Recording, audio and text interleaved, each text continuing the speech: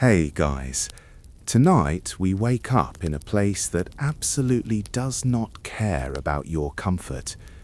It's still dark, the air bites your nose, and something damp presses against your cheek. You try to stretch, but you can't, because 3 other bodies are crammed beside you on a mattress that is mostly straw and optimism.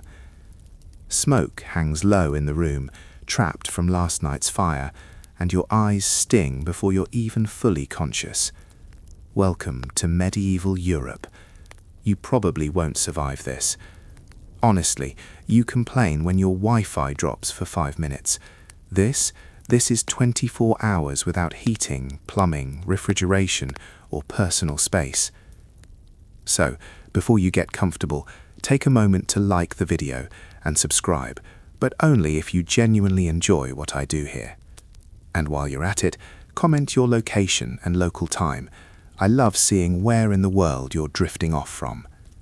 Now, dim the lights, maybe turn on a fan for that soft background hum, and let's ease into tonight's journey together. You wake because the cold insists on it. The hut is one room, walls made of wattle and daub, which is essentially woven sticks packed with mud. It insulates, in theory. In reality, thin drafts slide through every crack. Your blanket is rough wool, scratchy against your skin. If you're lucky, you share body heat with family members. Privacy is not a medieval concept for peasants. The fire in the central hearth has burned down to faint embers. There is no chimney, at least not a proper one. Many peasant homes in the early Middle Ages simply let smoke drift upward and out through a hole in the roof. Historians still argue whether long-term smoke inhalation significantly shortened peasant lifespans, but you can already feel your lungs politely disagreeing with the ventilation strategy. You sit up slowly. The floor beneath you is hard-packed earth. Somewhere in the dimness, a chicken rustles.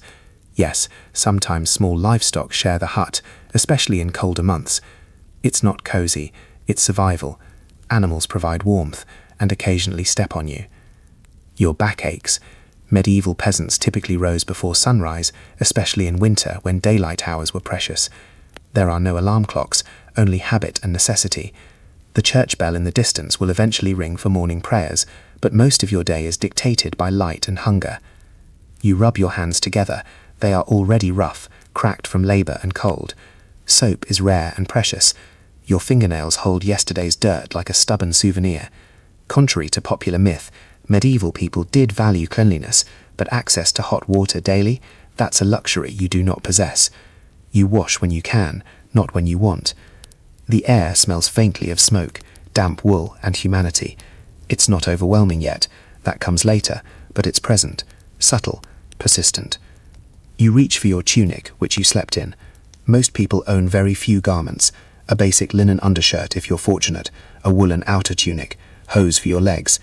Colors are dull unless you can afford expensive dyes.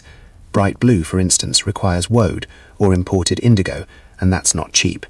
You are dressed in practical earth tones, mud-friendly fashion. Outside, a rooster announces morning with aggressive optimism. You push open the wooden door. It creaks dramatically, as if auditioning for a haunted castle. But this is no castle. This is rural life under feudal obligation. The sky is pale grey. Frost clings to the thatched roof. Thatched roofs, by the way, are made of straw layered thickly to shed rain. They work well, but they also house insects and occasionally small animals. There's a fringe tidbit for you. Cats sometimes patrol thatch for rodents, which is both helpful and mildly unsettling when something scurries above your head at night. You step outside barefoot for a moment and regret it instantly. The ground is cold mud. There are no paved roads here, just trampled earth mixed with straw and animal droppings. Medieval villages are compact, houses clustered close together for protection and shared resources. Protection from what? Raids, bandits, roaming soldiers. Europe in the Middle Ages is politically fragmented. After the fall of the Western Roman Empire in 476 AD, a mainstream historical anchor that quietly reshaped the continent, power becomes localized. Lords control land, peasants work it. In exchange, theoretically, you receive protection. Theoretically. You stretch again, looking at the fields beyond the village. Strips of farmland lie divided among families. This is the open field system in many regions. long, narrow strips scattered across large communal fields. Historians still argue whether this system fostered cooperation or inefficiency, but from your perspective it just means walking further. Your stomach growls softly. Breakfast will be modest, but before that you must tend to immediate chores. Animals first, always animals first. You fetch water from a nearby well. It's cold enough to numb your fingers. Wells are communal lifelines, and contamination is a constant risk. Clean water is not guaranteed. Boiling helps, but fuel costs time and labor. Dysentery is not an abstract concept here. It's a seasonal visitor. As you haul the bucket back, smoke begins rising from neighboring huts. The village stirs. No one lingers in bed for long unless they are ill or extremely old. Life expectancy at birth in medieval Europe hovers around 30 to 35 years. Though that statistic is misleading, high infant mortality drags the average down. If you survive childhood, you might reach your 50s. Might. You pause, watching your breath fog in the air. You already feel tired, and the day has barely begun. That's the quiet truth. Survival here isn't dramatic sword fights or plague carts rolling past every hour. It's endurance. Cold fingers, aching backs, thin meals, repetition. And we haven't even eaten yet. Behind you, someone coughs inside the hut, a dry, persistent sound. Smoke, dampness, crowded living. Respiratory illness is common. You don't have antibiotics. You have hope, herbs, and prayer. You step back inside. The embers need coaxing. You kneel and blow gently, sparks flaring orange in the dimness.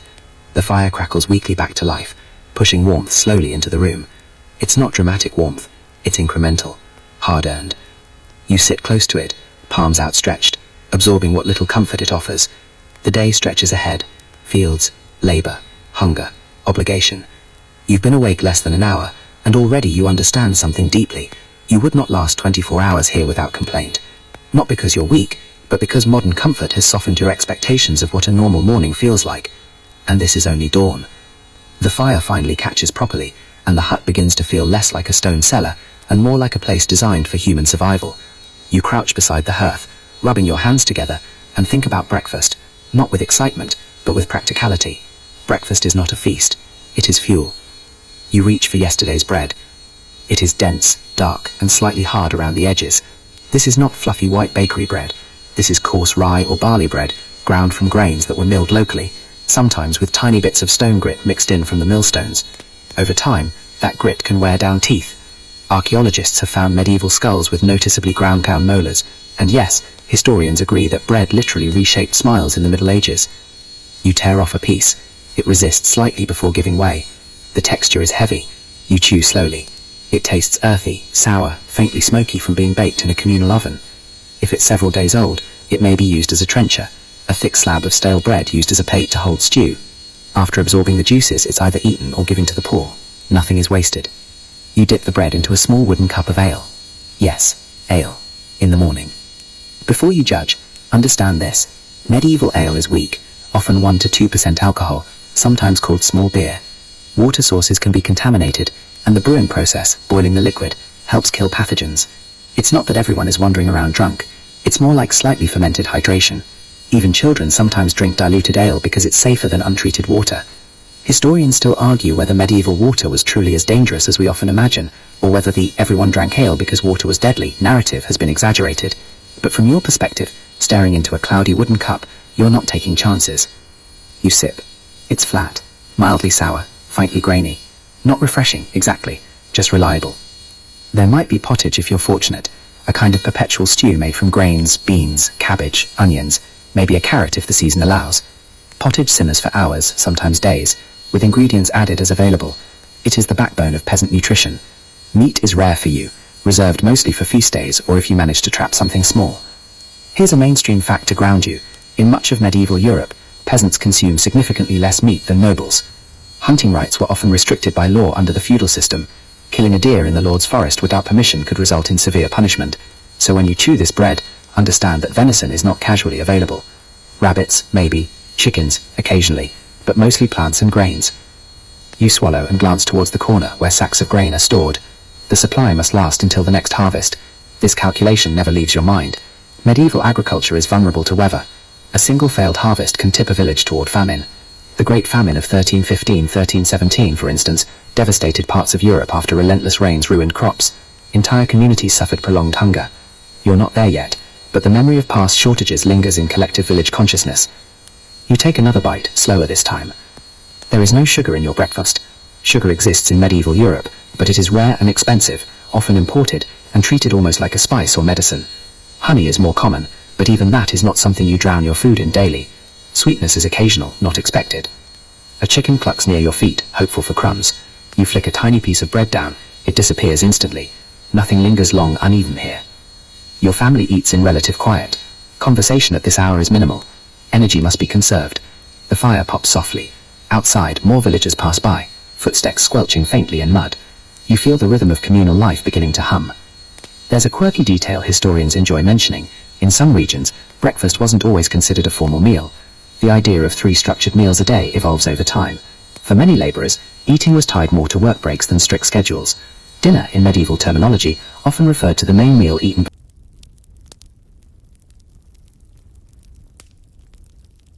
You step out of the hut fully now, pulling the rough wool of your tunic tighter around your shoulders.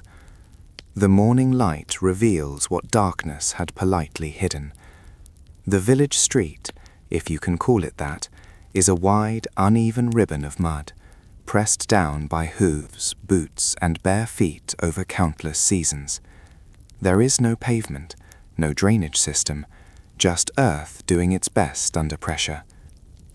You take your first careful step and immediately feel your foot sink slightly. The mud is cold and slick, mixed with straw that was scattered to improve traction. It helps, a little, but beneath it lies a soft blend of soil, manure, kitchen scraps, and whatever else people have discarded in the past day or two. Contrary to the popular myth that medieval people simply lived in mountains of filth without care, most villages did attempt basic waste management. You don't casually throw refuse in front of your own door if you can avoid it, but there is no organized sanitation department, no scheduled garbage collection. Waste goes into pits, ditches, or sometimes just the street, where animals and rain redistribute it creatively. You pass a shallow trench running along one side of the path. It's meant to carry wastewater away. Sometimes it works, sometimes it overflows. The smell is noticeable, but not overwhelming, at least not yet. Cold weather keeps odors subdued. Summer will be another story entirely. Historians still argue whether medieval towns were universally filthy, or if certain areas maintained surprisingly strict cleanliness rules. Some larger cities, like London in later centuries, had ordinances against dumping waste into the streets. Enforcement, of course, varied. Here, in your small rural village, enforcement is more about social pressure than law. A pig trots past you, snout low to the ground, enthusiastically investigating yesterday's leftovers. Pigs are efficient recyclers. In some medieval cities, they were allowed to roam freely, cleaning up organic waste. It sounds helpful until one knocks you over in pursuit of a cabbage leaf. You adjust your pace, eyes scanning the ground for anything sharp or particularly unpleasant. Shoes, if you have them, are simple leather turn shoes, thin-soled and not entirely waterproof. Many peasants go barefoot during warmer months. Your feet, whether wrapped in leather or exposed to the elements, are toughened by necessity. As you walk, you notice the houses clustered tightly together, timber frames exposed like dark skeletons, walls filled with wattle and daub, roofs layered thick with thatch. Smoke rises in faint blue threads from roof openings. The village feels compact, almost protective. But the closeness also means proximity to everything your neighbors are doing, cooking, coughing, arguing. A woman ahead empties a bucket into the ditch. She glances at you briefly, nods and returns inside. There's no ceremony to daily chores, just repetition. Here's a mainstream fact to anchor the scene. Medieval Europe had a population of roughly 70 to 100 million people before the Black Death in the 14th century. That's a vast number spread across villages like this, each one a small ecosystem dependent on agriculture. Most people, some estimates suggest up to 80 or 90%, lived in rural communities. Cities existed, yes, but the countryside was the backbone. You pause near a communal well. 2 men are drawing water, their breath visible in the cold air. They exchange quiet words about weather, about crops. Weather isn't small talk here, it's destiny. A late frost can ruin seedlings, too much rain can rot roots. You move on, skirting a patch of particularly deep muck.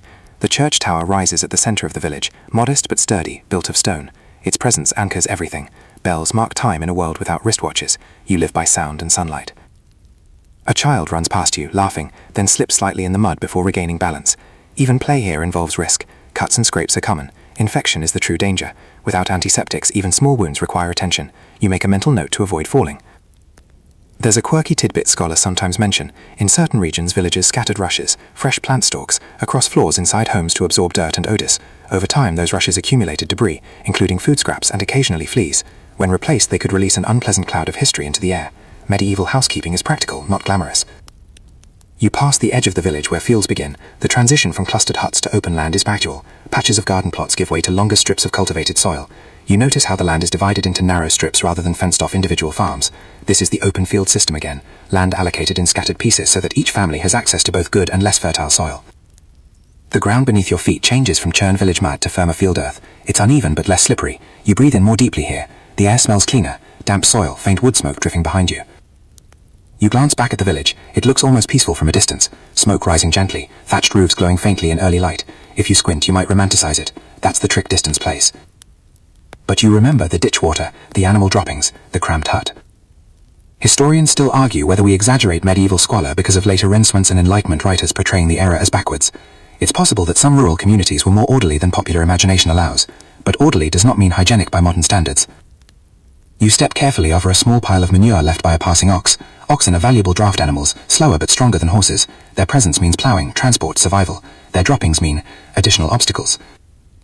Your stomach shifts slightly, not from hunger this time, but from the awareness that invisible dangers exist. Bacteria, parasites, contaminated water. You don't know the word germ, but you know sickness comes mysteriously and spreads unpredictably. As you reach your assigned strip of land, you wipe your hands on your tunic again, glancing at the mud clinging to the hem. It will dry stiff later. Everything dries stiff here. Clothes, hands, expectations. The sun climbs higher, thin and pale. The village behind you hums softly with morning activity. Ahead lies work, behind lies mud and smoke.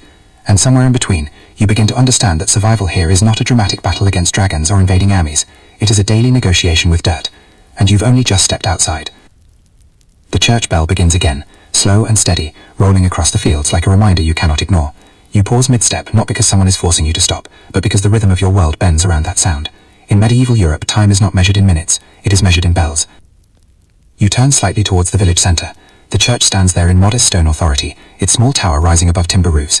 It is not grand like the great cathedrals of cities such as Paris or Canterbury, but it does not need to be. Even a small rural church represents something enormous, spiritual order in a world that feels physically unpredictable.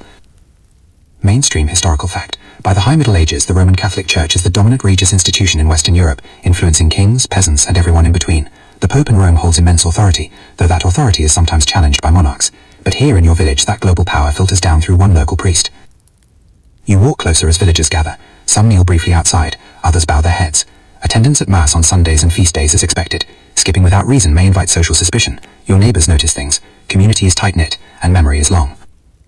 Inside, the church smells of stone, wax, and faint incense.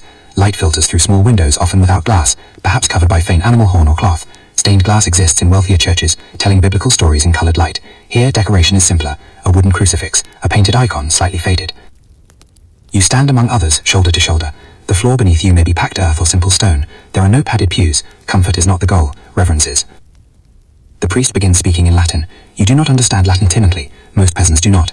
The language of scripture is not the language of your daily conversation. Yet the ritual itself feels powerful. Familiar words repeated weekly create stability. Even if comprehension is partial, the cadence is soothing. Historians still argue whether medieval peasants truly grasped Christian theology deeply, or if religion functioned more as communal structure than personal philosophy. But from where you stand, listening to Latin phrases echo softly off stone walls, belief feels less abstract and more like shared gravity. You cross yourself when others do, you kneel when they kneel. There is comfort in synchronization. A quirky detail often overlooked, medieval calendars are filled with feast days, celebrations of saints, holy events, local patrons. In some regions, villagers may have dozens of feast days per year when work pauses. It's not endless toil without interruption. Religious festivals provide rhythm, food, sometimes even games, yet those pauses are granted through the church's authority. Outside, the bell tolls again at the end of prayers. You step back into pale daylight. The village seems slightly quieter afterwards, as if the sound reorganized everyone's thoughts. But religion here is not only comfort, it is also explanation. If lightning strikes a barn, it may be divine displeasure. If a child survives illness, it is divine mercy. If disease spreads, perhaps it is punishment.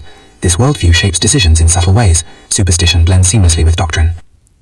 You remember hearing stories of bones of saints believed to heal the sick. Pilgrimages draw travellers across long distances.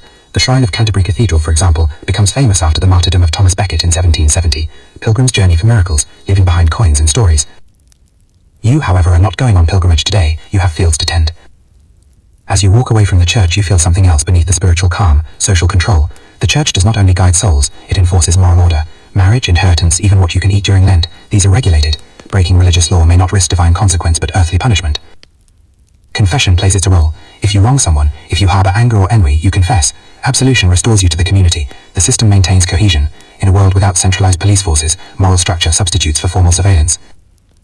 You glance back once more at the stone building. It feels ancient, even if it is only a few generations old. Stone lasts longer than timberland and it signals permanence. Meanwhile, your hut, your clothes, your tools, these are temporary. The bells echo fade, birds resume their morning chatter. You tighten your grip on your hoe and head towards the fields again. The spiritual pause is over, labour resumes. Yet as you walk, you carry with you the quiet weight of belief. It shapes your fear of illness, your hope during drought, your interpretation of misfortune. And perhaps, just perhaps, it makes enduring cold mornings and muddy streets slightly more bearable. Because when survival feels fragile, certainty, however constructed, becomes its own form of warmth. The sun climbs higher, and your shadow stretches long across the field. Work waits. You step onto your narrow strip of land, the soil dark and stiff beneath your boots. This is not just dirt, this is obligation. Under the feudal system, you do not simply farm for yourself, you farm for your lord.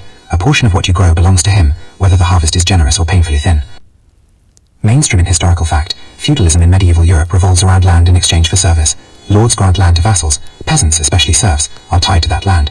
You cannot freely pack your belongings and move to another village without permission. Your life is rooted here as firmly as the crops you're about to tend. You kneel and press your fingers into the soil. It's cold, slightly damp from frost melt. Today's work involves clearing weeds and checking the early growth of barley. The tools you use are simple: wooden handles, iron tips forged by the local blacksmith. Iron is valuable but not... By the time the sun stands nearly overhead, your shoulders feel carved from stone. The rhythm of the field has dulled into something heavy and mechanical. You straighten slowly, pressing your palm into the small of your back, and let your eyes wander again toward the manor house in the distance. It sits on slightly higher ground, deliberately so. Elevation signals authority. The building is timber-framed, but broader than any peasant hut, with a stone foundation and perhaps even glazed windows if your lord is particularly prosperous. Glass exists in medieval Europe, though it is expensive and uneven. Most rural manor houses rely on wooden shutters and oiled cloth to block wind. Still, compared to your smoke-filled hut, it might as well be a palace.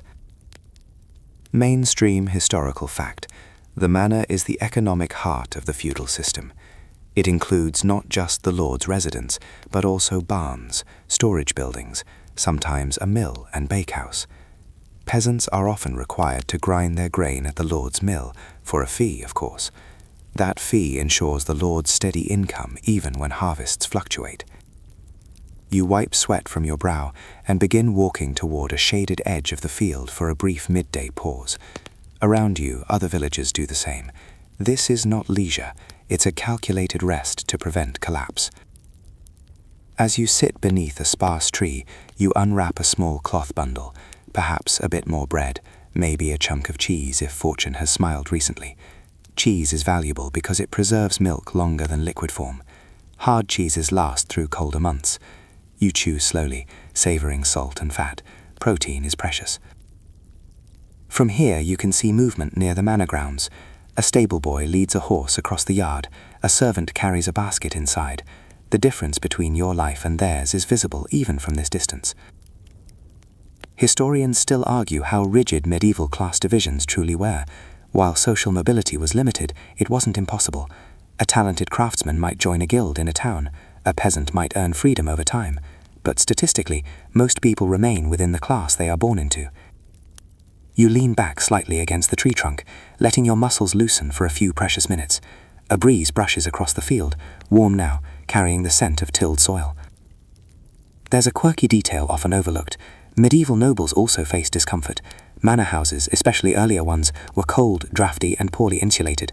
Fireplaces helped, but stone walls trapped chill. Luxury in the Middle Ages looks different than modern luxury. Richer food, better clothing, more servants, but not central heating or plumbing. Still, you would gladly trade places for the afternoon. A group of workers near the manor begins repairing a fence.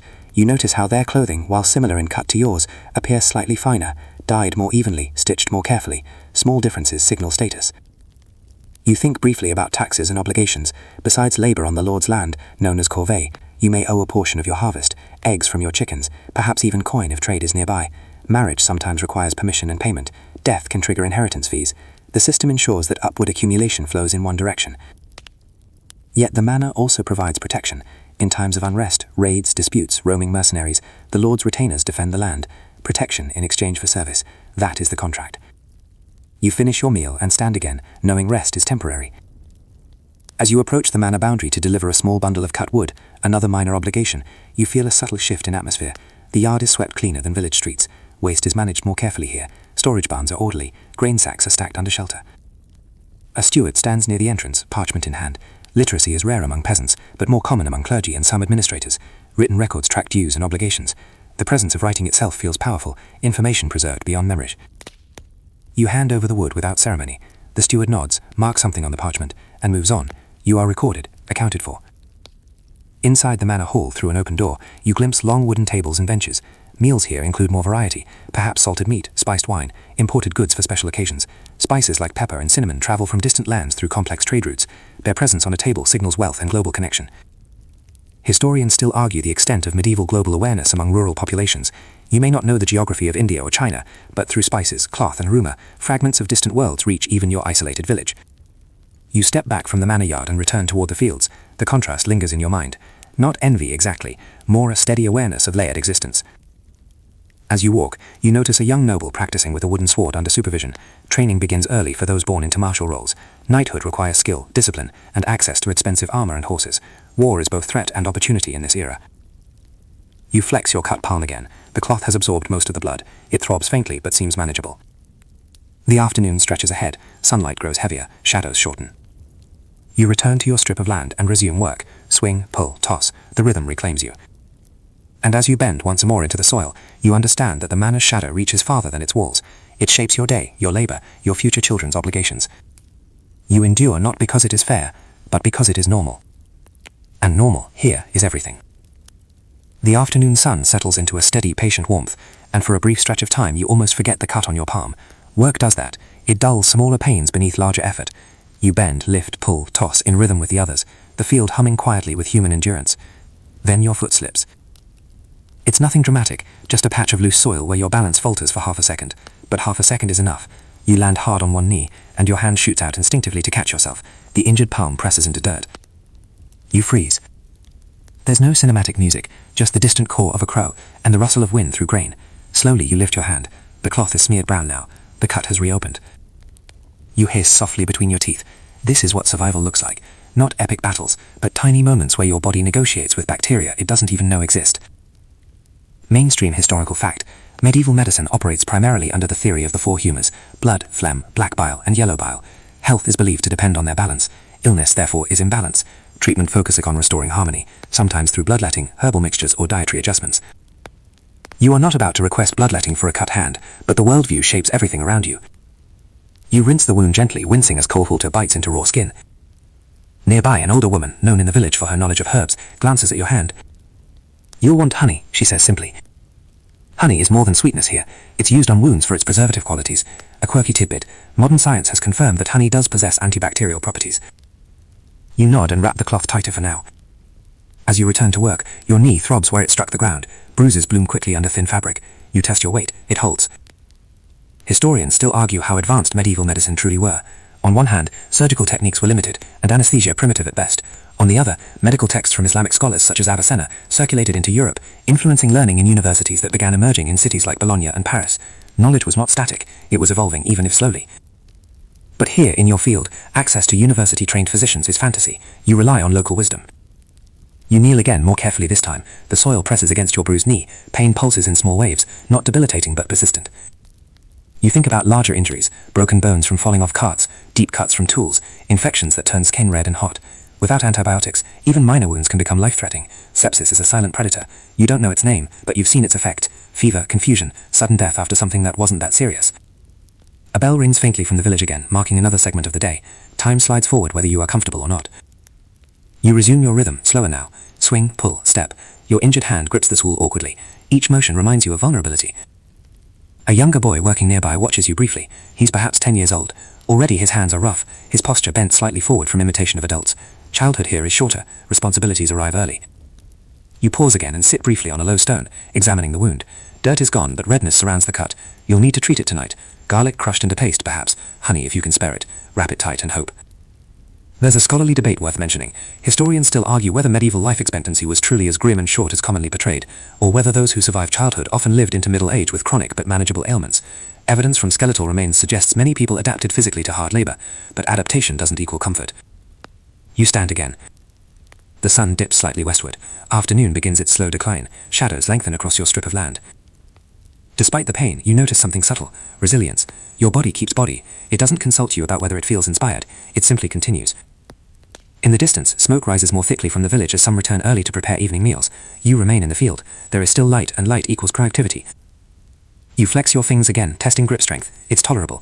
You adjust how you hold the hoe to avoid pressure on the cut. Survival here is constant adjustment. Shift your grip, change your stance, compensate for weakness. As the day edges toward evening, you realize something quietly humbling. You've been injured, bled, and kept working without dramatic interruption. That's the expectation. And the sun is not finished with you yet. By the time the sun begins its slow descent, the light turns golden and forgiving, almost beautiful enough to make you forget how much your body aches. Almost. Your knee has stiffened. When you straighten after another long bend, it protests sharply, a reminder of the afternoon fall. Your palm throbs in a steady rhythm, the cloth now slightly damp again. You flex your fingers carefully, still usable. Work continues until the light is no longer practical. Medieval labor follows the sun, not the clock. There are no glowing screens, no electric lamps, only daylight and firelight. A quiet historical note. In much of medieval Europe, especially under the manorial system, peasants owed labor dues to a local lord. In England, after the Norman conquest under William the Conqueror, this structure became deeply formalized. The Domesday Survey catalogued land and obligations, tying people to agricultural output in a way that made survival inseparable from service. You may not know the king's name personally, but you feel the system in your muscles. You begin walking toward the field again. Each step tests your knee, each grip tests your palm. You are not dying, not today, but the constant edge remains. You realize something subtle. Medieval survival isn't about avoiding all harm. It's about absorbing small harms continuously without collapsing. You return to your plot and pick up your tool. The handle presses into your wrapped hand. You adjust your grip again. The sun rises slowly, painting the horizon pale gold. Another day begins. And once more, your survival depends not on heroics, but on endurance. By now, you've stopped expecting things to make sense. Not in the way you're used to, at least. The sun hangs somewhere above you, dull behind a haze of smoke and dust, and your stomach has settled into a constant, hollow ache. Not sharp anymore, just present, like a quiet companion you didn't invite. You pause for a moment, leaning against a rough wooden post, trying to catch your breath without drawing attention to yourself. That's when you start to notice it. The way people talk. Not just what they say, but how they explain things. A woman nearby mutters something about a child falling ill. You catch fragments: bad air, curse, God's will. Another voice chimes in, suggesting a remedy involving herbs, prayer, and something that sounds suspiciously like burning a specific plant to drive out whatever is inside. No one questions it. No one laughs. They nod, seriously. You realize slowly that this is normal here. Illness isn't germs or bacteria. It's imbalance, punishment, or something unseen but deeply believed. Mainstream historical fact: medieval medicine was largely based on the theory of the four humours: blood, phlegm, black bile, and yellow bile. Health was thought to depend on keeping these in balance, often through diet, bleeding, or herbal remedies. You watch as someone prepares a mixture: crushed leaves, cloudy liquid, something bitter just from the smell alone. You wouldn't drink it. But here, it's hope. You shift uncomfortably, because a small part of you wonders, what if that's all you had? A man nearby coughs, deep, rough, persistent. No one seems surprised. No one steps away. There's no concept of personal space in the modern sense, no awareness of invisible transmission. Just proximity. and acceptance. A quirky tidbit drifts into your mind, almost absurd in this setting. Some medieval remedies included things like wearing animal parts as protection, or using oddly specific ingredients, yes, even crocodile dung in certain ancient traditions, to ward off illness or evil influences. You blink. You really hope that one doesn't come up today. The air shifts slightly as someone opens a door nearby, letting in a brief gust of outside wind. It carries new smells, earth, animals, something rotting faintly in the distance. Nothing here is sealed, nothing is contained. Everything blends together. You hear another conversation, this one quieter. Something about a healer. Someone who knows things. But the tone is cautious, careful. Because knowledge here isn't always safe. Historians still argue whether medieval people truly believed all these remedies worked, or if many simply followed tradition because there were no better options, and questioning them could be dangerous. You watch as the mixture is handed to the sick child. There's no hesitation. Just trust. Or maybe a necessity. You look at your own hands. Dirty. Rougher than they were this morning. Small cuts you don't remember getting. And for the first time, a thought settles in your mind that you can't shake. If something happens to you here, you won't have the kind of help you're used to. No quick fixes. No reliable answers. Just belief. And hope. And sometimes, that's not enough. You push yourself away from the post, forcing your legs to move again, because standing still too long here doesn't feel safe either. Nothing really does. You don't mean to stare. But it's hard not to. The shift in the air is subtle at first, conversations quieting, bodies straightening, people stepping just slightly out of the way. It moves through the space like a ripple you can't see but immediately feel. Someone important is nearby. You follow the movement instinctively, your eyes land on a small group approaching from the far end of the path. Their clothes are cleaner, not luxurious, not shining, but noticeably better, less patched, less worn. And the way they walk, slower, deliberate, like the ground belongs to them. No one tells you to move, but you do anyway. You step back, lowering your gaze without fully understanding why. It feels automatic, like your body is learning rules your mind hasn't caught up with yet. Hierarchy isn't explained here, it's enforced through presence alone. Mainstream historical fact, medieval society was structured under a rigid feudal system where peasants and serfs were bound to the land and owed labor or goods to a lord in exchange for protection. Social mobility was extremely limited. Most people lived and died in the same class they were born into. You watch as one of the men gestures sharply toward a worker nearby. There's no shouting, no dramatic display, just a quick motion, a command given with minimal effort. The worker responds instantly, drops what he's doing, nods, moves. No hesitation. You feel it settle in your chest. This is not a place where you negotiate.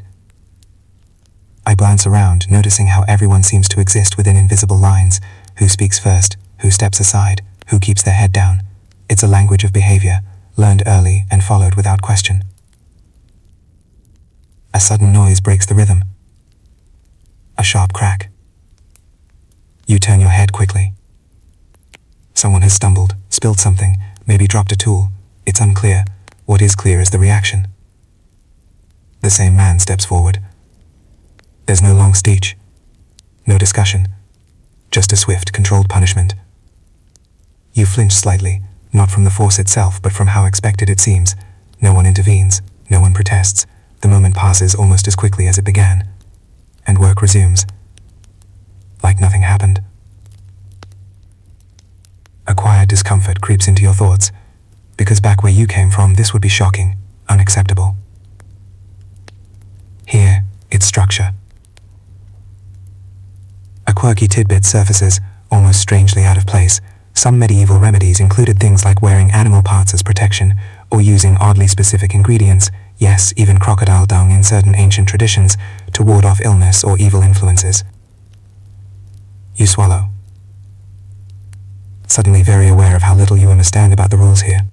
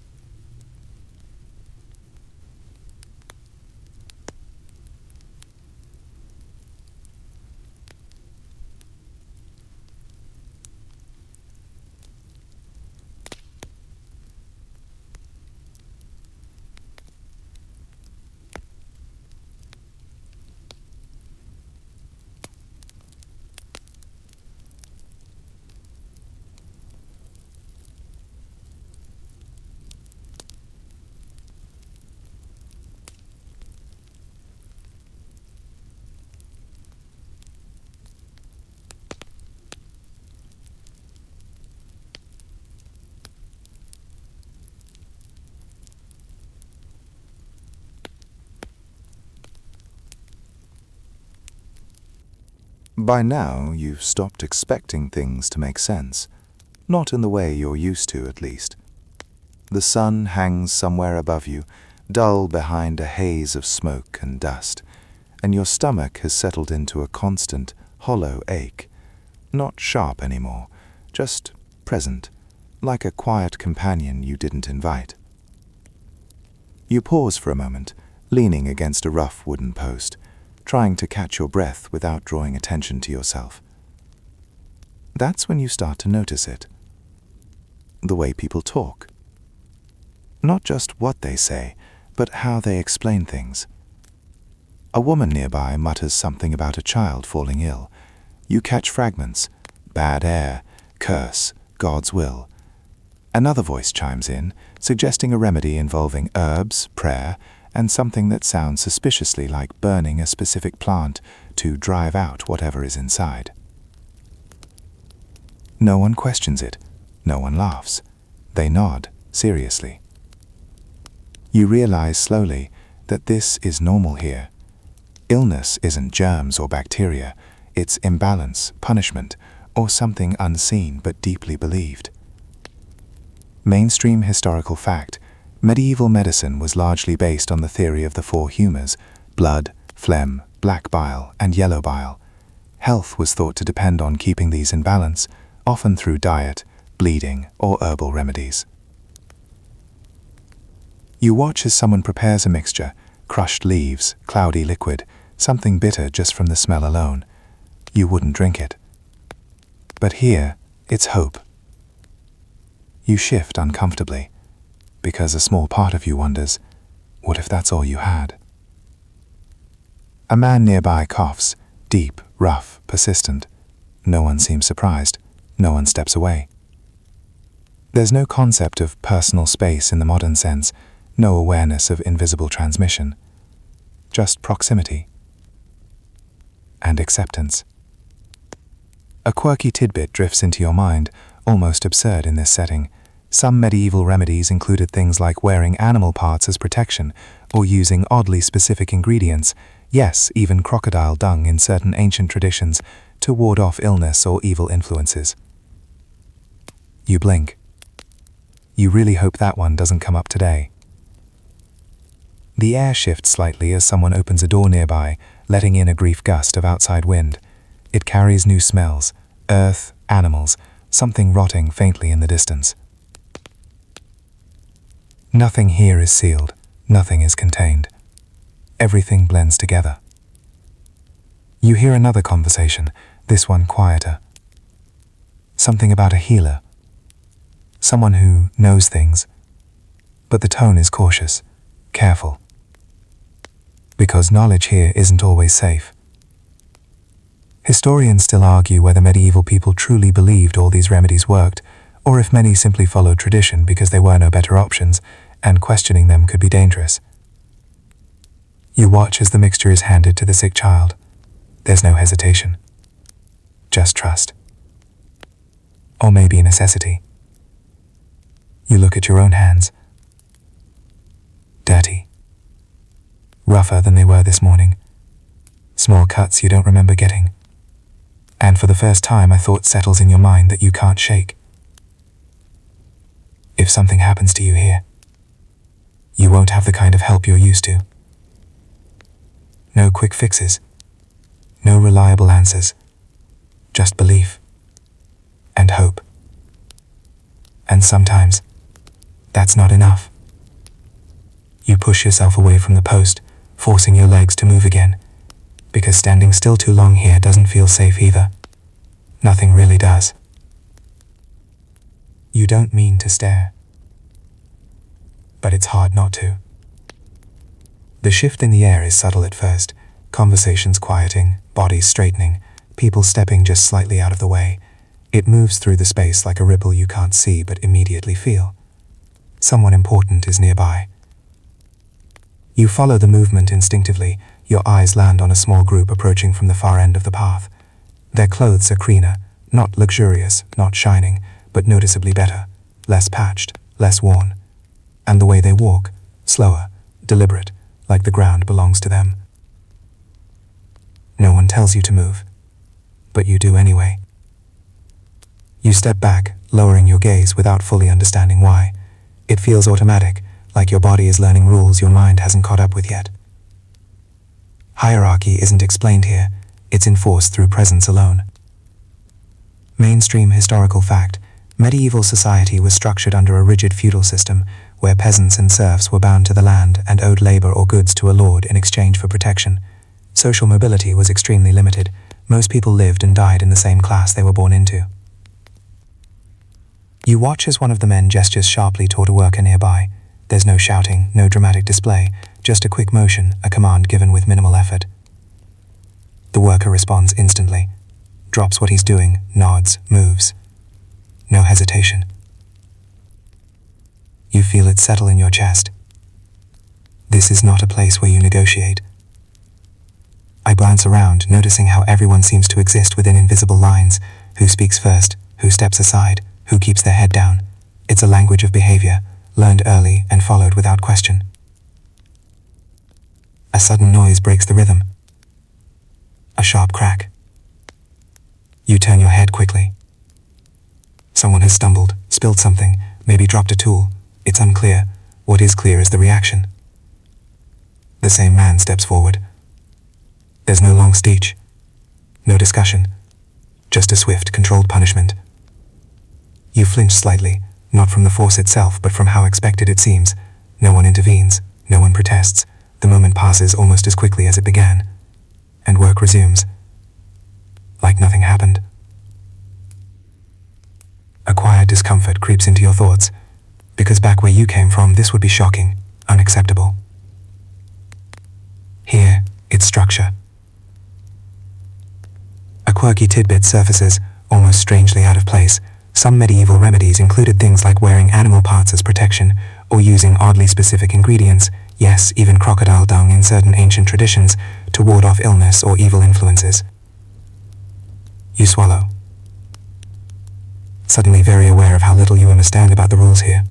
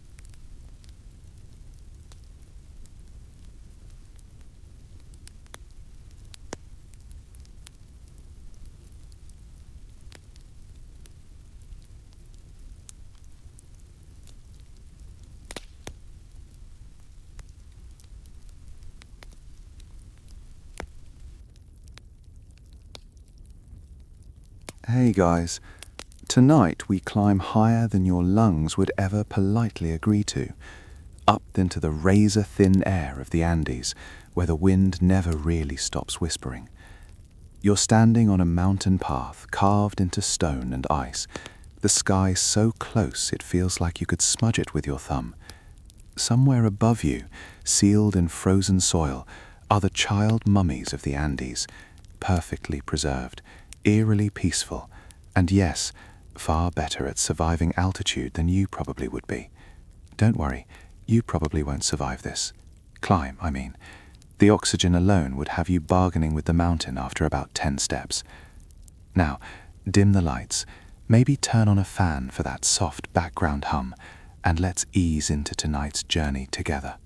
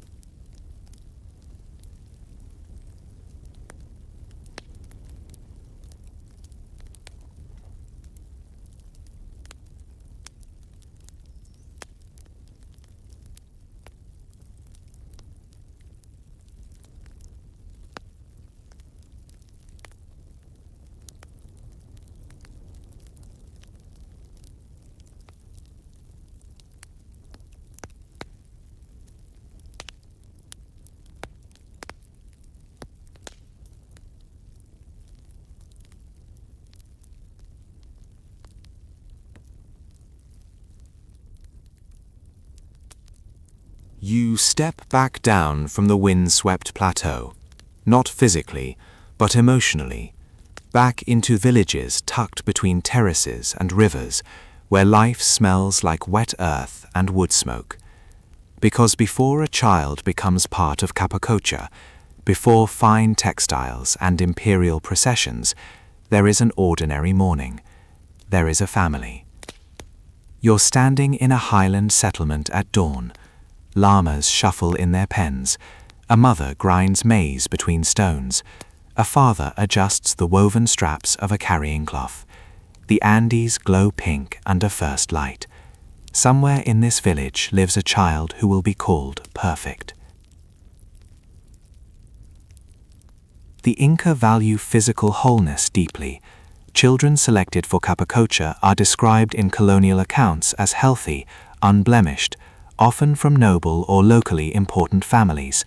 A mainstream historical fact. Chroniclers noted that provincial leaders sometimes offered their own children as tribute to the emperor, strengthening political bonds with Cusco. It wasn't random selection, it was layered with diplomacy. You imagine an imperial official arriving, well-dressed, accompanied by attendants. He speaks with the local curaca, the regional leader. There's discussion, negotiation, perhaps ceremony. The Inca doesn't simply take, it frames the choice as an honor. To give a child is to demonstrate loyalty. To be chosen is to be elevated above ordinary fate. Historians still argue whether families genuinely embraced this framing, or whether subtle coercion operated beneath the rhetoric of honor. In a centralized empire, refusal may not have felt like a real option, yet archaeological evidence suggests that selected children were not treated as expendable, quite the opposite. They were prepared with care that implied reverence. You kneel beside the child in your imagination. Maybe she's combing her hair, maybe he's chasing a younger sibling through tall grass. You try to hold both realities at once, the innocence of play and the gravity of destiny pressing quietly in the background. There's a quirky detail researchers love to share. Some of the girls chosen for Capacocha appear to have been aclas, or chosen women, selected earlier in life for their beauty and skill, trained in weaving and ritual service. The Spanish described acla houses almost like convents, though the comparison is imperfect. Textiles produced by these girls were among the finest in the empire, so fine that cloth itself functioned as a form of wealth. Imagine living in a culture where fabric carries the weight of currency. You watch as preparations begin. The child's diet changes subtly over months. Later, centuries later, strands of hair will reveal increased maize consumption, evidence of chicha drinking, and higher status foods. But right now, all you see is a feast where there used to be simple stews, a new cloak draped over small shoulders, sandals adjusted carefully. There is tenderness here. That's what unsettles you. The mother braids her daughter's hair with deliberate care. The father places a small charm in his son's hand. No one screams. No one runs. The ritual is wrapped in meaning. In this worldview, death is not annihilation, it's transformation. The mountains are not graves, they are thresholds. Still, you can't help feeling the quiet ache of it. The child is taken to Cusco first, remember. There, amid grand plazas and golden temples, they participate in imperial ceremonies. The Sapa Inca may even meet them. For a provincial family, that proximity to divine royalty is extraordinary. It binds them to the center of power in a way few experiences could. Another mainstream fact settles gently. Skeletal remains from other Capacocha sites show no evidence of chronic malnutrition or abuse. Many of these children were well-nourished and healthy at the time of death. This aligns with the idea that selection favored those seen as physically ideal, offerings worthy of the gods. You follow the child's thoughts, or at least you try to. Do they feel fear, pride, confusion, perhaps all at once? Historians still argue whether children at different ages would have interpreted the ritual differently. A 4-year-old might not grasp permanence the way a 13-year-old would. The Luyalayako maiden, estimated around 13, sits frozen with a composed expression that has sparked endless speculation. Was she resigned, sedated, serene? The Empire's language frames this as an ascent, not an ending. To become an intermediary between humans and Apus is to gain a kind of immortality. The child will watch over crops, over rivers, over villages far below. Offerings will be continued to be made long after the snow seals the burial chamber. You notice how the community gathers for departure. There's ceremony, yes, but also intimacy. Neighbors press small gifts into the child's hands. Coca leaves, tiny woven tokens. The air hums with flutes and low chanting. It's not frantic, it's solemn. And here's another curious tidbit. Some high-altitude burial sites include miniature sandals placed beside the child, even though no one would need footwear in death. Scholars interpret these as symbolic items for the journey into the spirit world. It's practical in a spiritual sense. No one wants to hike eternity barefoot. You walk alongside the departing procession again. This time you're more aware of the emotional layers beneath the ritual surface. The child glances back once, just once, at the receding village. Or maybe that's your modern imagination projecting a cinematic moment. Either way, the image lingers. The mountains ahead loom vast and indifferent, yet within Inca cosmology they are anything but indifferent. They are guardians awaiting a sacred guest. You breathe in the thin air and feel the complexity of it all pressing gently against your chest. Selection isn't random cruelty. It's embedded in belief, politics, reciprocity, and cosmic order. That doesn't erase the human cost. It simply complicates it. As the procession winds upward, you realize something quietly profound. The Empire doesn't hide this ritual in shadows. It performs it in daylight, woven in festivals and diplomacy. Capacocha is meant to be seen, to be understood as necessary. The child walks steadily, wrapped in fine cloth, hair braided neatly. The path narrows, the sky widens. And you follow, knowing the next stretch of this journey will carry you far from villages and into the raw, breathless heights where preparation ends and the climb truly begins. You feel the ground tilt upward again, the familiar burn in your calves returning as the procession leaves behind the last cultivated terraces. The village noise fades completely now. No grinding stones, no barking dogs, just wind combing through coarse puna grass and the soft shuffle of sandals against dust. This is no hurried march. Capacocha processions move with ceremonial patience. You walk beside them, matching the rhythm. Step, breath, step. The Empire's road system carries you part of the way. Stone staircases grip the mountainside. Rope bridges sway gently over ravines that plunge into shadow. A mainstream historical fact settles into your mind. The Inca road network, Capacnan, stretched over 40,000 kilometers, an engineering achievement rivaling the Roman roads in scale. Messengers could run messages across vast distances in relay, but this journey is not about speed, it's about intention. The child walks near the center of the group, wrapped in layered textiles against the cold. Priests murmur prayers at intervals, their breath visible in the thinning air. Lamas carry bundles, offerings, food, ceremonial objects. Tiny gold and silver figurines clink softly inside woven pouches. The sound is almost delicate, like distant wind chimes. You notice how the landscape changes as altitude increases. Vegetation thins, the air sharpens. Each inhale feels narrower than the last. At 4,000 meters you might feel lightheaded. At 5,000 your body begins to protest in earnest. And yet archaeological evidence shows that many Capacocha sites sit above 5,500 meters, astonishing elevations even for seasoned modern climbers. Historians still argue whether the children were acclimatized gradually during the journey, or whether coca leaves and chicha were used more heavily in the final stages to dull discomfort. Isotopic analysis from the Luyulaika mummies indicate increased coca consumption in the months leading up to death.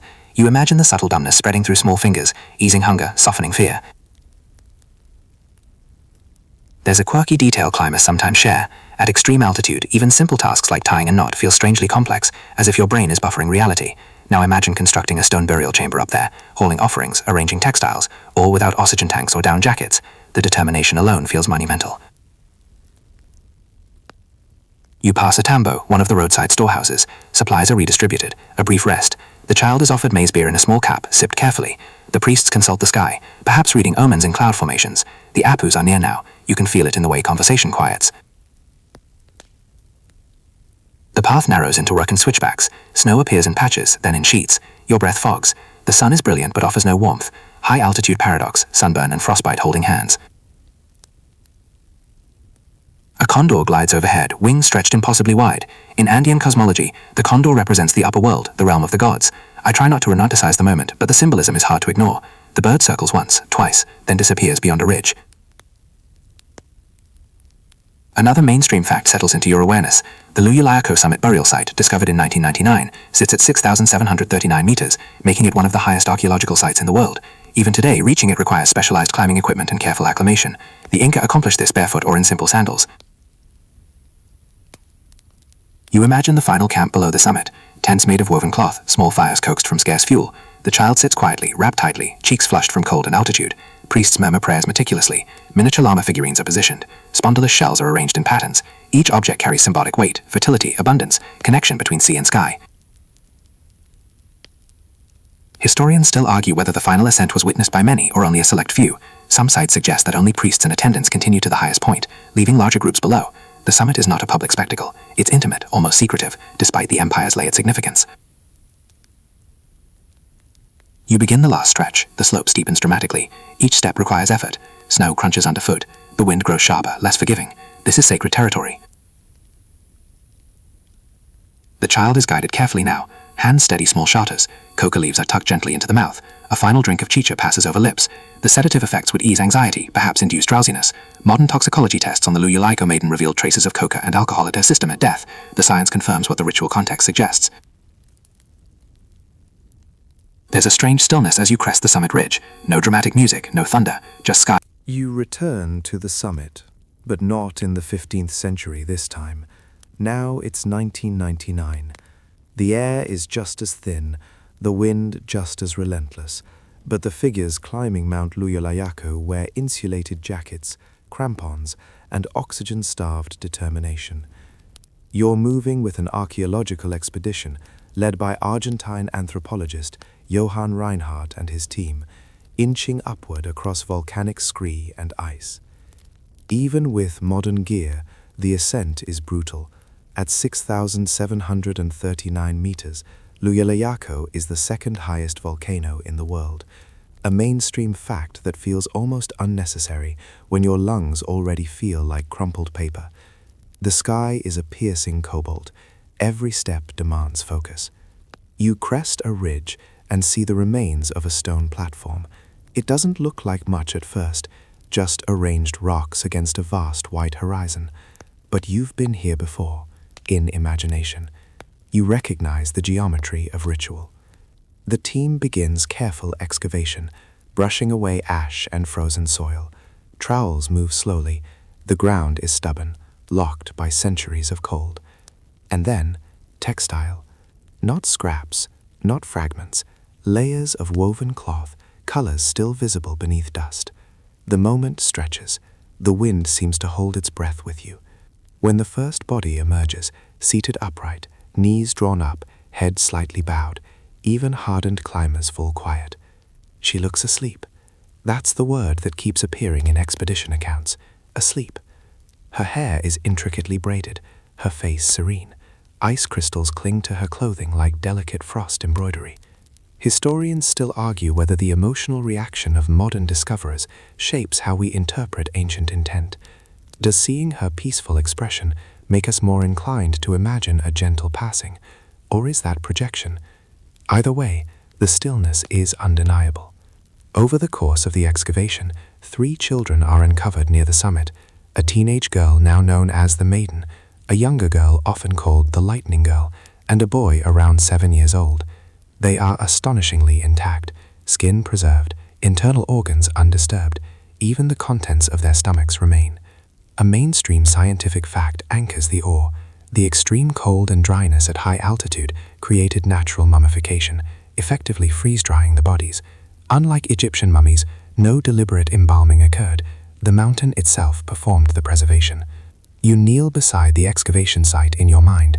The maiden sits slightly apart from the other 2, positioned carefully within a stone chamber. Her hands rest loosely in her lap. The textiles surrounding her are layered and complex, including a feathered headdress and finely woven shawl. There's a quirky detail that fascinates researchers. The Lightning Girl's name comes from evidence that lightning struck her burial site after interment, partially burning the chamber and damaging her body. The strike may have been interpreted by local communities as a powerful sign from the Apus. Even nature seemed to interact with the ritual centuries later. As the team documents each artifact, they find miniature figurines crafted from gold, silver, and spondylus shell, tiny replicas of humans and llamas dressed in equally tiny textiles. The craftsmanship is exquisite. These are not hurried offerings, they are deliberate, symbolic gifts. You feel the collision of timelines pressing together, 15th century ritual meeting 20th century science. Cameras click, notes are scribbled, GPS coordinates recorded. The children, undisturbed for 500 years, are carefully prepared for descent. Historians still argue whether removing the bodies from the summit was ethically justified. On one hand, scientific study offers profound insight into Inca culture. On the other, these were sacred burials. The tension between knowledge and reverence hums quietly beneath every report. The descent is delicate. Each body is transported with extraordinary care, kept frozen to prevent decomposition. Eventually, they are transferred to laboratory facilities, where climate-controlled conditions replicate the mountain's chill. You step into one of those labs now. The temperature is low, the lighting soft. The maiden rests inside a specially designed glass chamber. She appears as she did on the summit, eyes closed, lips slightly parted, hair perfectly braided. Her eyelashes remain intact. It's unsettling and mesmerizing at once. A mainstream medical fact emerges. CT scans reveal no signs of blunt force trauma in the maiden. Her lungs show signs consistent with hypothermia. Toxicology tests detect coca and alcohol in her system, suggesting sedation before death. Science begins to fill gaps that chroniclers could only speculate about. The boy, positioned differently in his burial, shows subtle signs of stress, perhaps struggling in his final moments. His garments are slightly disheveled compared to the maiden's composed posture. These details spark debate. Historians still argue whether variations reflect age differences, ritual roles, or individual responses. You stand in the lab's quiet hum and realize something profound. These children have become ambassadors across centuries. Their preservation allows conversations about Inca cosmology, imperial politics, childhood, and ethics that would otherwise be impossible. There's another curious tidbit. Hair analysis from the maiden indicates she traveled long distances in the months before her death, likely moving between regions of the empire before reaching Luyulayaco. The isotopic signatures shift subtly along the length of each strand, mapping a journey written in chemistry. Outside the lab, public fascination grows. Media outlets call them the world's best preserved mummies. Crowds line up to see them when they are eventually displayed in Salta, Argentina. The exhibit uses climate-controlled cases to minimize decomposition, technology standing in for the mountain's cold embrace. You feel the layered complexity again. Discovery brings knowledge, knowledge brings visibility, visibility brings ethical questions. But here, in this moment, you're still on that summit in 1999, watching as centuries-old textiles meet modern gloved hands. The wind whips across Luyulayaco's peak just as it did the day the children were placed there. Empires fall, snow shifts, lightning strikes. And sometimes 500 years later, the mountain yields its secret, perfectly preserved, waiting patiently for you to notice. You step fully into the laboratory now, trading wind for the soft mechanic of climate control systems. The mountain's icy breath has been replicated in glass and steel, temperature carefully regulated, humidity tightly controlled. The children of Luyulayaco rest in chambers to mimic the summit's freeze-dried stillness. Science leans in close. A mainstream fact settles first. CT scans performed on the maiden revealed her internal organs almost perfectly intact, including her brain, lungs, and even traces of undigested food in her stomach. Unlike many mummies that are skeletal beneath mattings, she is biologically complete. The preservation is so extraordinary that radiologists could analyze fine anatomical details without invasive procedures. You stand beside the glowing monitor, watching cross-sectional images scroll by. It feels intimate in a way that makes you lower your voice instinctively. Each scan slices a layer of story, lungs suggesting hypothermia, stomach contents hinting at her final meal. Historians still argue whether the children experienced fear in their last hours, or whether sedation dulled their awareness significantly. Toxicology analysis detected coca leaves and alcohol in the maiden system at the time of death. Coca would have eased hunger and altitude sickness. Alcohol, even in modest amounts, could induce drowsiness. The data suggests preparation, not panic. You move to a microscope station. A strand of hair lies beneath magnification. It looks ordinary, dark, fine, but it carries a chemical diary. Scientists use stable isotope analysis to reconstruct diet over time. And here's the striking discovery. About 12 months before her death, the maiden's diet shifted noticeably. More maize, more animal protein, foods associated with higher status. That mainstream scientific fact reshapes your understanding of Section 4's quiet preparations. The chemistry confirms what the ritual narrative implies. She was elevated socially long before she ascended physically. There's a quirky detail researchers sometimes mention with a mix of awe and discomfort. Lice were found in the maiden's hair, still preserved after 5 centuries. Even sacred children weren't immune to ordinary human realities. It's odd grounding, a reminder that beneath imperial symbolism was a real adolescent navigating a real body. You step back from the microscope. The room feels both clinical and reverent. The boy's CT scans tell a slightly different story. His ribs show subtle stress markers, Harris lines, indicating episodes of illness or nutritional strain earlier in life. Not severe deprivation, but enough to suggest his childhood wasn't universally privileged. Historians still argue whether children chosen for Kapakaka always came from elite families, or whether some were selected for symbolic reasons tied to regional politics.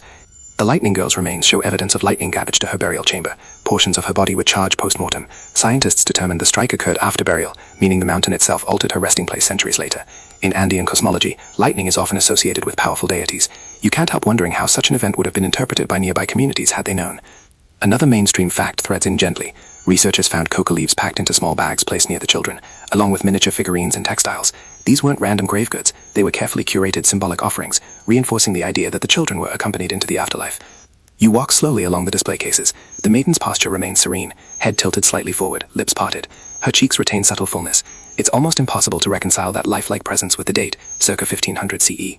Historians still argue whether her composed expression indicates unconsciousness before hypothermia fully set in. Hypothermia can induce paradoxical calm and sleepiness. Modern mountaineers who succumb to extreme cold often describe feeling warm, even euphoric, before losing consciousness. If that was her experience, it reframes the final summit not as terror but as a gradual dimming. You glance at a chart outlining the chemical signatures along a strand of her hair. Each centimeter represents roughly a month. 12 centimeters back, the isotopes shift. 9 centimeters, another change. It's like reading tree rings, but human. There's another curious tidbit. Dental examinations showed excellent oral health in the maiden, with minimal cavities. In a world without modern dentistry that's significant, it reinforces the notion that she was carefully selected and well-maintained physically. The room's lighting is intentionally soft, minimizing UV exposure. The display cases use special glass to reduce degradation. Modern technology now stands in for the Apu's cold guardianship. You feel the irony gently humming in the background. Historians still argue about the limits of scientific interpretation. Does chemical data fully capture lived experience? Can isotopes reveal emotion? Science gives you diet, altitude exposure, sedation levels. It cannot tell you what she thought as snow began to fall. You step closer, careful not to fog the glass. There's an intimacy here that borders on intrusive. You're looking at someone who once walked, laughed, perhaps braided a sibling's hair. Now she exists in suspended stillness, both scientific specimen and sacred relic. A mainstream ethical fact emerges quietly. Local indigenous communities have voiced mixed reactions to the display of the mummies. Some view them as important cultural ambassadors. Others question whether they should remain on display at all. The debate continues, layered and complex. You feel the tension between curiosity and reverence, knowledge and reverence, preservation and exposure. Outside the lab, the Andes still rise. Luyalayaco's summit remains windswept and silent. The mountain did its work perfectly. Science simply unveiled it. You take one last look at the cross-sectional scan glowing on the screen. Brain tissue intact, organs undisturbed, a body paused mid-history. The data hums softly in the background, whispering measurable truths. But the deeper questions, the human ones, linger beyond the reach of any scanner.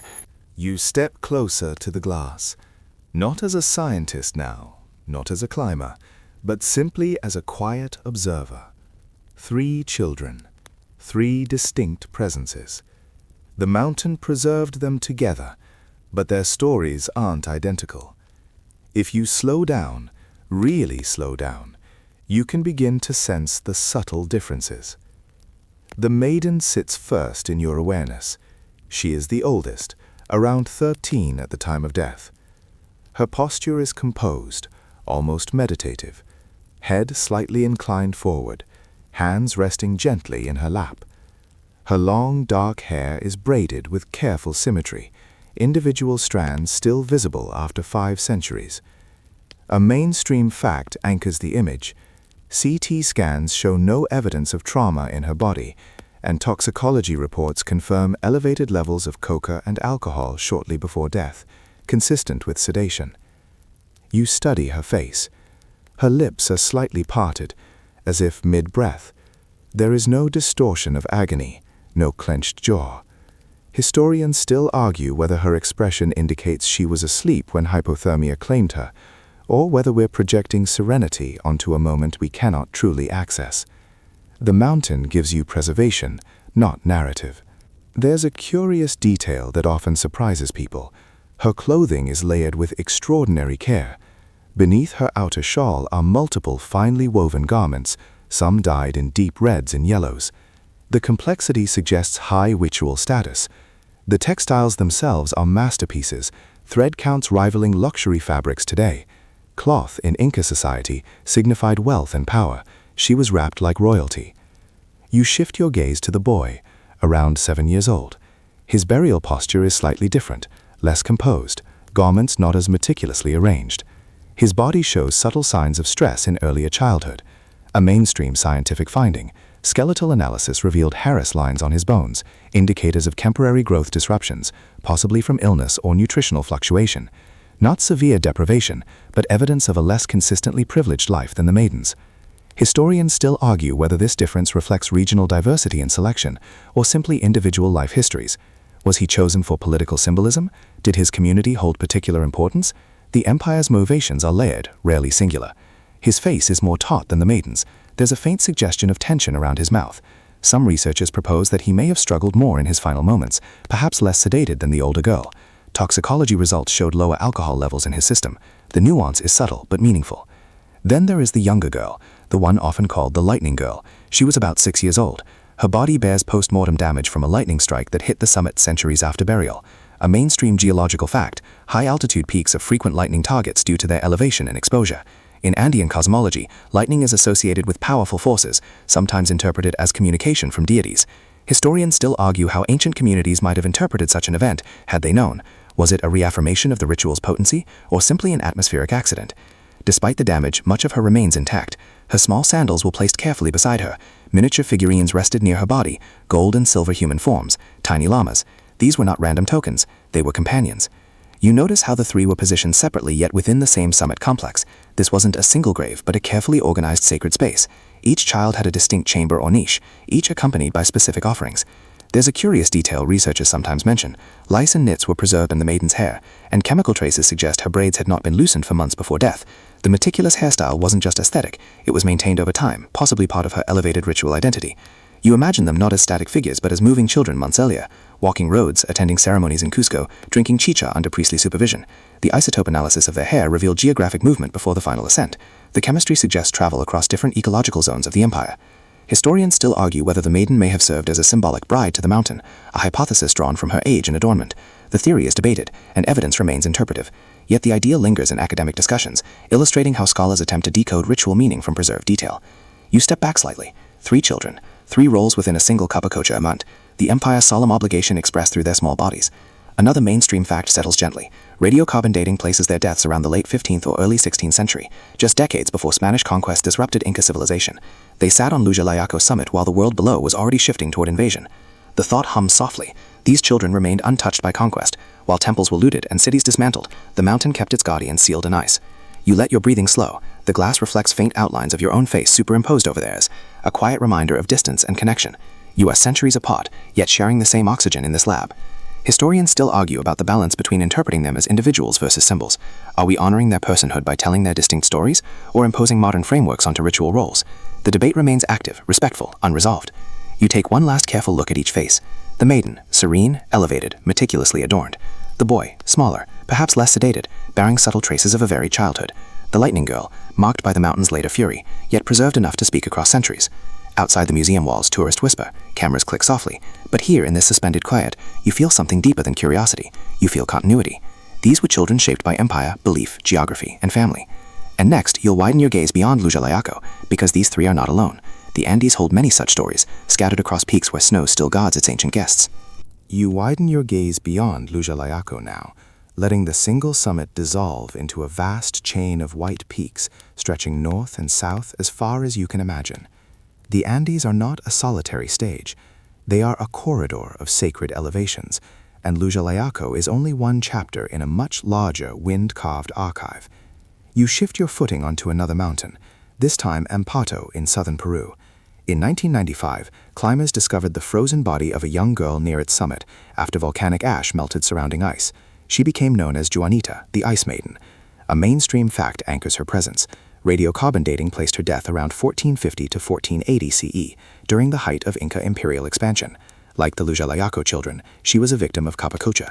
You imagine the moment of discovery: ash, darkened snow, a bundle of textiles emerging from meltwater. When archaeologists examined her body, they found evidence of blunt force trauma to the head, unlike the serene hypothermic passing suggested for the maiden of Lujalayaco.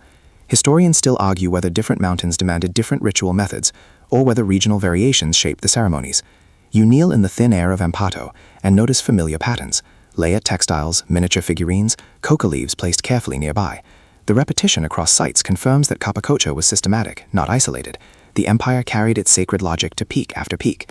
Another summit rises in your mind: Mount Aconcagua, the highest mountain in the Americas. In 1985, hikers discovered the remains of a 7-year-old boy near its slopes. A mainstream geological fact settles gently. Aconcagua stands at 6,961 meters, nearly touching the stratosphere. Even modern mountaineers consider it fordable. The boy's burial contains similar offerings: figurines, textiles, ceremonial objects. Isotope analysis suggested he too underwent dietary changes before death. Historians still argue whether the spread of Capacocha sites was a deliberate demonstration of imperial reach, placing sacred markers across the empire's highest points as both spiritual and political statements. You step across yet another peak: Mount Sarasara, Misti, Chani. Over 200 high-altitude ritual sites have been documented across the Andes. That mainstream archaeological fact reshapes your perception. This wasn't a rare ritual enacted once in a generation. It was integrated into the empire structure. There's a curious detail that climbers sometimes recount. Modern mountaineers occasionally stumble upon small Inca platforms or stone structures near summits, long before archaeologists formally catalog them. Imagine reaching a peak for personal triumph only to find evidence that people stood there 500 years earlier in sandals and woven cloaks. You pause to let that sink in. The Andes are layered with intention. Historians still argue whether frequency of Capacocha ceremonies occurred. Some estimates suggest they occurred during major imperial events, coronations, natural disasters, deaths of rulers. Others propose they may have been more common than written sources imply. The Spanish chroniclers, writing after conquest, likely witnessed only fragments of the practice. You step into the cold again at Ampato, and consider Juanita's injuries. Her skull fracture suggests she may have been struck deliberately, possibly as part of the ritual to ensure swift death before burial.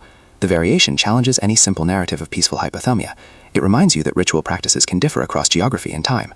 At Mount Chani in Argentina, archaeologists uncovered another child burial with carefully arranged offerings.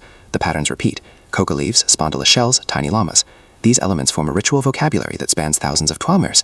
A mainstream anthropological fact emerges. Spondylus shells found in many high-altitude burials originate from warm Pacific waters off Ecuador. Their presence on frozen summits demonstrates the empire's vast trade networks. You picture coastal divers harvesting the bright orange shells, unaware that some would one day rest atop snowbound volcanoes. Historians still argue how ancient communities participated in these ceremonies.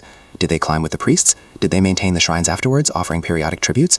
Evidence suggests that some high-altitude sites were revisited over time, indicating ongoing ritual engagement. You imagine a mountain decades after a burial. Snow shifts. A priest climbs again, leaving fresh coca leaves, perhaps renewing the covenant with the Apu. The child becomes not just an offering, but a guardian spirit tied to that specific peak. Another curious tidbit: at some sites, archaeologists have found evidence of child burials accompanied by animal sacrifices, young llamas placed nearby. The pairing reinforces the idea of reciprocal offerings, human and animal, intended to balance cosmic forces. The pattern across peaks tells you something profound. Capacocha was not hidden, it was elevated, literally and symbolically. By placing offerings at the empire's highest points, the Incas stitched their territory together vertically as well as horizontally. You stand now at an imagined vantage point high above the Andes, seeing dozens of summits scattered like frozen altars. Each one holds a story similar yet distinct. Each one represents a negotiation between empire and environment, between devotion and vulnerability. Historians still argue about the frequency of Capacocha ceremonies occurred. Some estimates suggest they occurred during major imperial events, coronations, natural disasters, deaths of rulers. Others propose they may have been more common than written sources imply. The Spanish chroniclers, writing after conquest, likely witnessed only fragments of the practice. You step into the cold again at Ampato, and consider Juanita's injuries. Her skull fracture suggests she may have been struck deliberately, possibly as part of the ritual to ensure swift death before burial. The variation challenges any simple narrative of peaceful hypothermia. It reminds you that ritual practices can differ across geography and time. At Mount Chani in Argentina, archaeologists uncovered another child burial with carefully arranged offerings. The patterns repeat: coca leaves, spondylus shells, tiny llamas. These elements form a ritual vocabulary that spans thousands of kilometers. A mainstream anthropological fact emerges. Spondylus shells found in many high-altitude burials originate from warm Pacific waters off Ecuador. Their presence on frozen summits demonstrates You feel the air change long before you see the ships. Down along the western edge of South America, sails appear on the horizon in the early 16th century. Steel, horses, and unfamiliar banners enter a world organized around mountains, reciprocity, and ritual. When the forces of Francisco Pizarro arrive in the 1530s, they do not merely conquer territory, they confront an entirely different cosmology.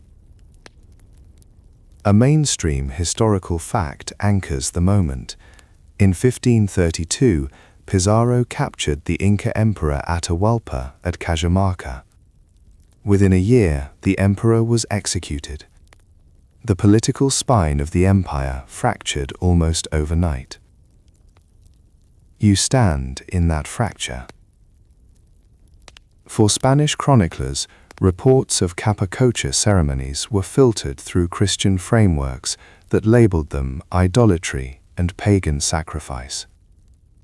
Missionaries documented rituals with a mixture of fascination and horror.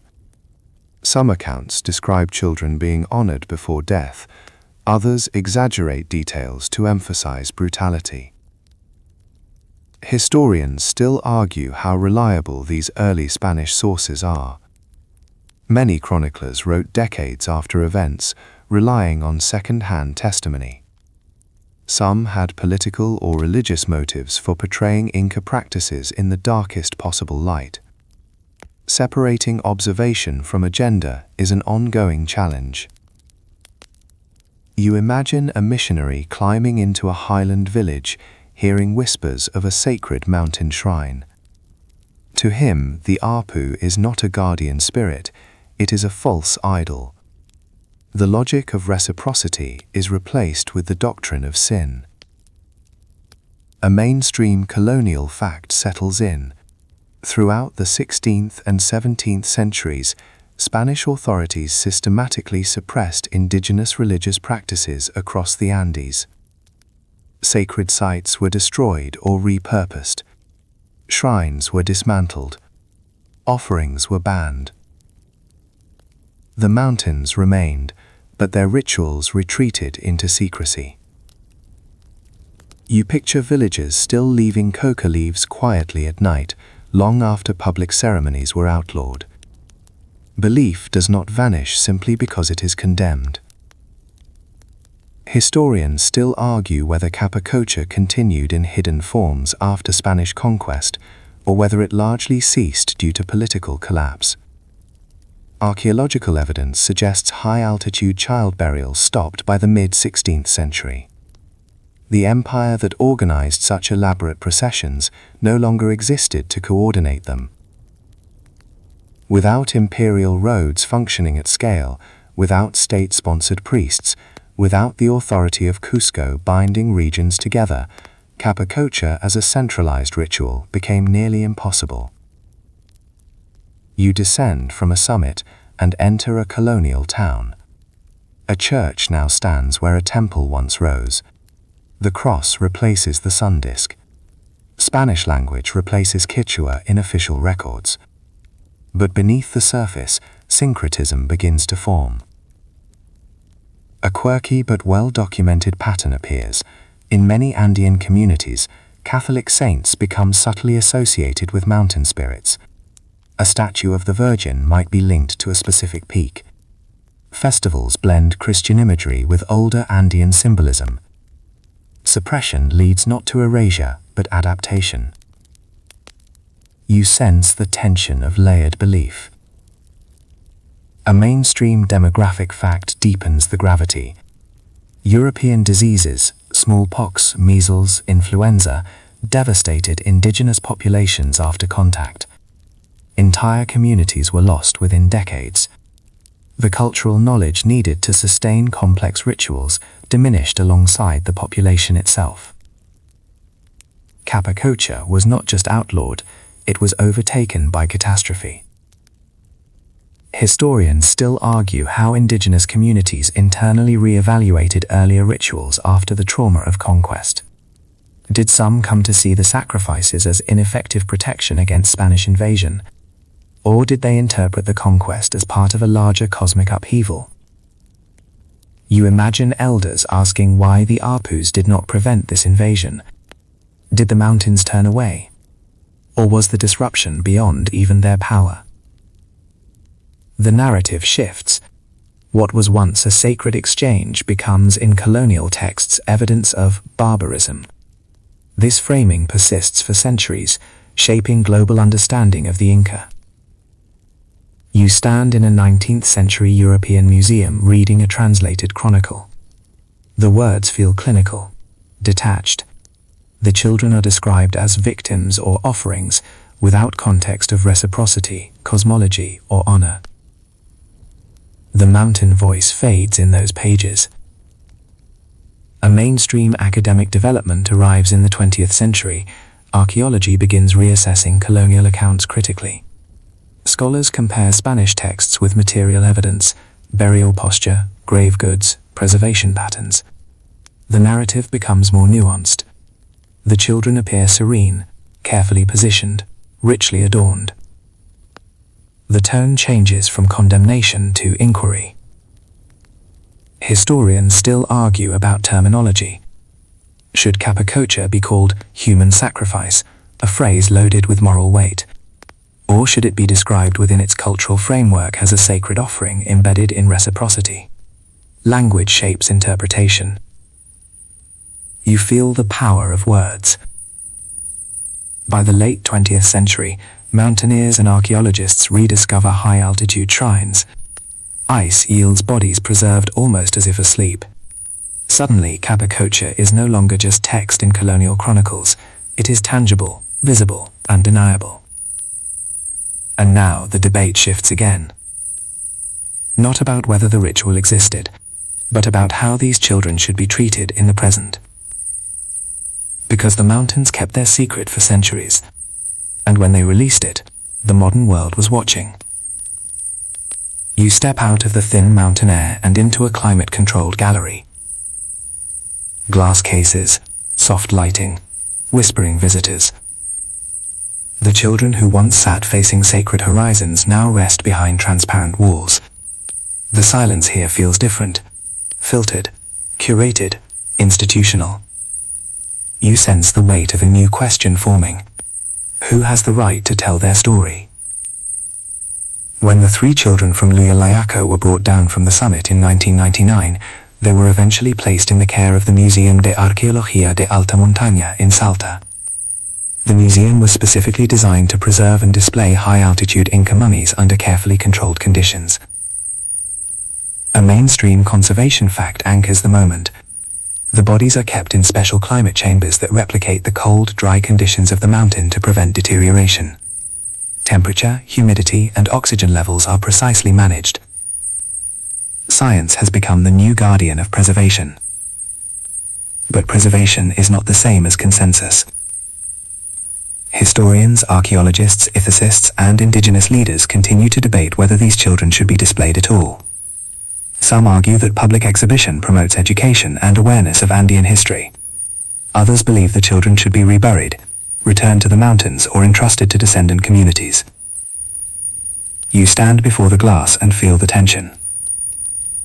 The maiden appears seated, head slightly bowed, braids still intact. Her expression is calm. Visitors move slowly, speaking in hushed tones. The atmosphere resembled a chapel more than a typical museum exhibit. A mainstream ethical principle comes into focus. Many institutions worldwide now follow guidelines that prioritize consultation with descendant communities when human remains are studied or displayed. In countries like the United States, laws such as NAGPRA, Native American Graves Protection and Repatriation Act, formalized repatriation processes for indigenous remains. South America operates under different legal frameworks, but similar ethical conversations are unfolding. Historians still argue about cultural continuity. Modern Quechua and Aymara communities are not identical to the Inca state, yet they share linguistic and cultural ancestry. Should they have authority over Capacocha remains? If so, how should that authority be exercised? You imagine an elder standing in this gallery. Would the setting feel respectful or intrusive? A curious detail emerges from museum practice. At the Museum de Arqueología de Alta Montaña, only one of the 3 children is displayed at a time. The others rest in controlled storage, rotated periodically. The intention is to minimize light exposure and preserve dignity.